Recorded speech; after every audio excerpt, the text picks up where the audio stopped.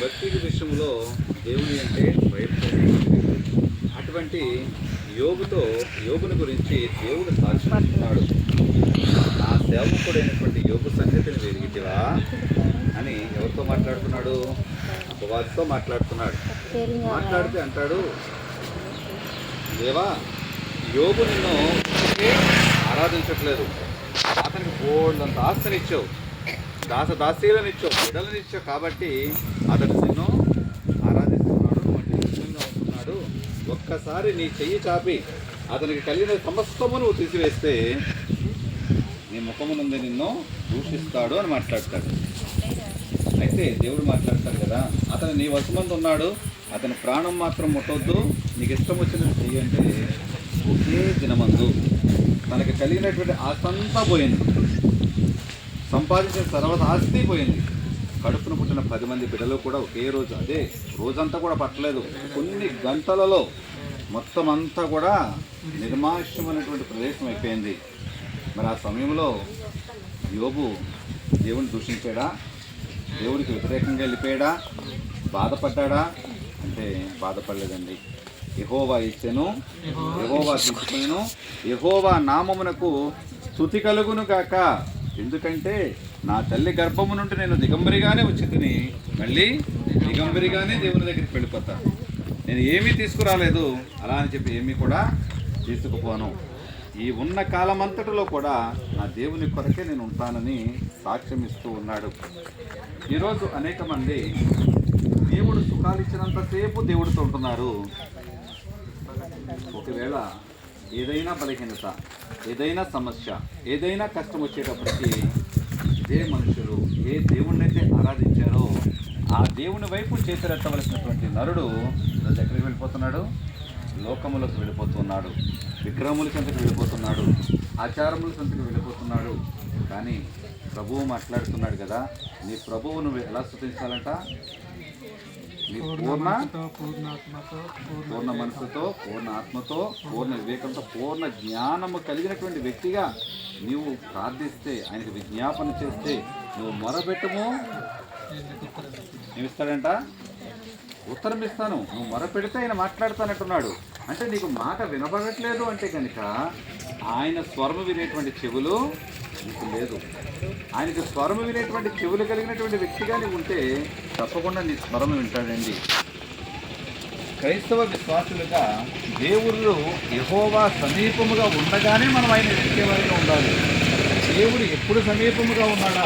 నా దేవుడు నా స్వరము ఎప్పుడు వింటున్నాడా?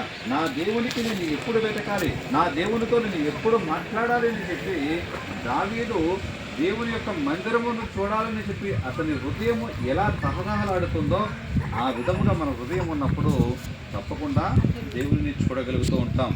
ఈరోజు దూర ప్రాంతం నుంచి ఇక్కడ మేము వచ్చి ఉన్నాం. ఆయా ప్రాంతాల నుంచి, ఆయా గ్రామాల నుంచి, దూర ప్రాంతాల నుంచి అందరం వచ్చాం. దేని కొరకు వచ్చాం అంటే దేవుని యొక్క వార్త ప్రకటించాలి. ఎందుకు ప్రకటించాలి అంటే కనుక అది ప్రభువు ఇచ్చినటువంటి ఆజ్ఞ. మీరు సర్వలోకమునకు వెళ్ళి సర్వ సృష్టికి నా సువార్తను ప్రకటించి సర్వ జనాంగమును ఎలా చేయమన్నాడు? శిష్యులుగా చేయమన్నాడు. మరి ఈరోజు శిష్యులు ఎవరు ఉన్నారు? శిష్యులంటే ఏంటి? శిష్యులంటే ఏంటి ఏమండి? విని గ్రహించేవారు. గురువు గారు ఏది చెప్తే నమ్మకమైనటువంటి పనివాడిగా పనిచేసేవాడు శిష్యులు అనబడతారు. ఇప్పుడు చదువుకుంటున్నటువంటి పిల్లలు ఉన్నారు, వాళ్ళ గురువులు ఎవరు? వాళ్ళు మాస్టర్లు. వాళ్ళ మాస్టర్లు ఏది చెప్తే అది వాళ్ళు చెయ్యాలి. మరి నువ్వు పొద్దుటే ఇది రాసుకురా అని చెప్పి లెసన్ ఇచ్చారనుకో, నేను ఎందుకు రాసుకెళ్ళాలని చెప్పి రాసుకెళ్ళకపోతే ఏం చేస్తాడు గురువు? కోపం వస్తుందా గురువుకి? లోకపు గురువుకే నీవంతా భయపడుతున్నప్పుడు మన పరమ గురువుగా ఉన్నటువంటి క్రీస్తు సర్వలోకమునికి వెళ్ళి సర్వ సృష్టికి స్వార్థను ప్రకటించి సర్వ జనాంగమును నాకు శిష్యులుగా చేయమంటే ప్రతి ఒక్కరు కూడా ఎలా ఉండాలని కోరుకుంటున్నాడు దేవుడు? ఆయనకు శిష్యులుగా ఉండాలనుకుంటున్నాడు. ఎవరందరూ ఉండాలి? ఎవరందరూ ఉండాలి? క్రీస్తుని విశ్వసించిన ప్రతి ఒక్కరూ కూడా, క్రీస్తుని అంగీకరించిన ప్రతి ఒక్కరూ కూడా, సర్వ మానవాళి ఉన్నటువంటి జనాంగమంతా కూడా ప్రభువుకి శిష్యులుగా ఉండాలని కోరుకుంటున్నాడు. మరి ఈరోజు మేము మా ద్వారాగా ఇలా రక్షణ సువార్త ప్రకటింపబడుతుంటే మరి ఆ బాధ్యత ఎవరు తీసుకోవాలి? ఏమండి, క్రీస్తుని కలిగినటువంటి ప్రతి ఒక్కరి బాధ్యత కూడా అది. నేను చర్చికి వెళ్ళాను, పాస్టర్ గారు వాక్యం చెప్పారు, ఆ వాక్యాన్ని నేనేసాను, నేను ఇంటికి వచ్చేసానంటే బలపడిపోము. సేవకుడు ఈరోజు మీకు ఏ మాట చెప్పారు, ఏ వాక్యాన్ని చెప్పారు, ఆ వాక్యాన్ని మనము నెవరవేసుకోవాలి. ఇప్పుడు చేలో మేస్తున్నటువంటి అందరికీ పశువులు ఉంటాయి. ఉన్నాయండి? పశువులు ఉన్నాయా? అవి ఏం చేస్తాయి? శుభ్రంగా మేసేసి ఇంటికి వచ్చిన తర్వాత మళ్ళీ ఆ లొంగలు మళ్ళీ నోట్లోకి తెచ్చుకొని నెమరు వేస్తాయి. అది నెమరు వేస్తే మాత్రమే దానికి జీవం వెళ్తుంది, శక్తి వస్తుంది. సరే, మీ మనసులోకి వెళ్ళిపోయినాయి. ఇప్పుడు రోడ్డు మీద వెళ్ళి బండి వైపు వెళ్ళిపోయినాయి. ఆ బండి వైపు వెళ్ళకూడదు. మీ మనసులో ఎటు ఉండాలి? దేవుని సన్నిధిలో ఉన్నప్పుడు దేవుని వైపు మాత్రమే ఉండాలి. ఆ పశువులు ఏం చేస్తాయి? వచ్చి నెమరు వేసుకున్నప్పుడు మాత్రమే వాటిలోకి జీవం వెళ్తుంది.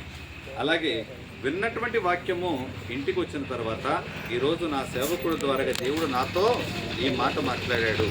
ఏ మాట అయితే నీతో మాట్లాడాడో ఆ మాటను బట్టి నీ కుటుంబంలో మాట్లాడుకోవాలి. ఎవరితోనో కుటుంబంలో మాట్లాడుకోవాలి. నీ తోటి సహోదరు ఎవరైనా బలహీనరాలు ఉంటే ఆ బలహీనమైన సహోదరుతో మాట్లాడాలి. నీ ఇరుగుతో పొరుగుతో మాట్లాడినప్పుడు నీకు తెలియకుండానే అనేక మందికి సువార్త ప్రకటిస్తావు. లోకములో ప్రభు ఎందుకు వచ్చాడు? లోకంలో కంటే నశించిన దానిని వెతికి రక్షించడానికి ఈ లోకంలోనికి వచ్చాడు. మరి నువ్వు రక్షించబడ్డావు, నీ ఇరుగు పొరుగు రక్షింపబడద్దా? నీ ఇంటిలో నువ్వు రక్షింపబడ్డావు, నీ భర్త రక్షింపబడద్దా?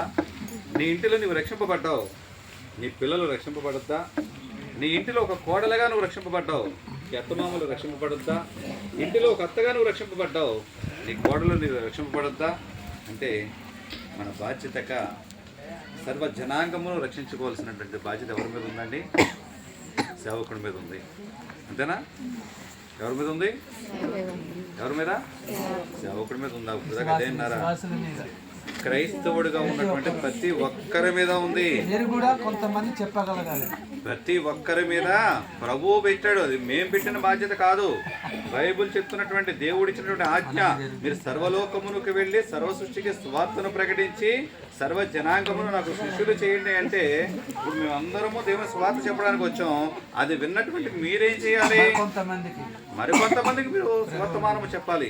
దేవుడు ఏ మాట అయితే చెప్పాడో ఆ మాట ముందు మీరు వినాలి, మీరు గ్రహించాలి, మీరు నెమరు వేసుకొని మీకు తెలిసినటువంటి వార్త అనేక మందికి మీరు చెప్పగలగాలి. చెప్పగలిగినప్పుడు మాత్రమే దేవుని యొక్క రాజ్యము పటిష్టంగా కట్టబడటానికి మీ వంతు మీరుగా వాడబడతారు. ఆయన స్వరము విన్నటువంటి పిల్లలకు, ఆయన మాట విన్నటువంటి పిల్లలకు ఆయన ఏమని చెప్తాడు? ఇంకా అధికమైనటువంటి పని అప్పగిస్తాడు. అంతే కదా, మనం కూడా చూడండి, మన పిల్లలు మాట బాగా వింటున్నాడు అనుకో, అన్నీ కూడా ఎక్కువ వాడికి చెప్తూ ఉంటారు. అదే విసిగించి మాట వినని వాళ్ళకి ఏం చేస్తారు? వీడు మొండోడండి, వీడు విండండి అని చెప్తారా? చెప్పరా? అలాగే మాట వినేటువంటి పిల్లలకు దేవుడికి ఇంకా అనేక పనులు చేయటానికి, అనేక తలాంతులు ఇవ్వడానికి దేవుడు ఇష్టపడతాడు. కాబట్టి మీరు ఇక్కడ కూడి ఉన్న వాళ్ళందరూ కూడా దేవుని యందు విశ్వాసించిన వాళ్ళేనా? అందరూ చర్చికి వెళ్తారా? బాప్తిస్మం తీసుకున్నారా? ఎంతమంది తీసుకున్నారు? బాప్తిస్మం తీసుకున్న వాళ్ళు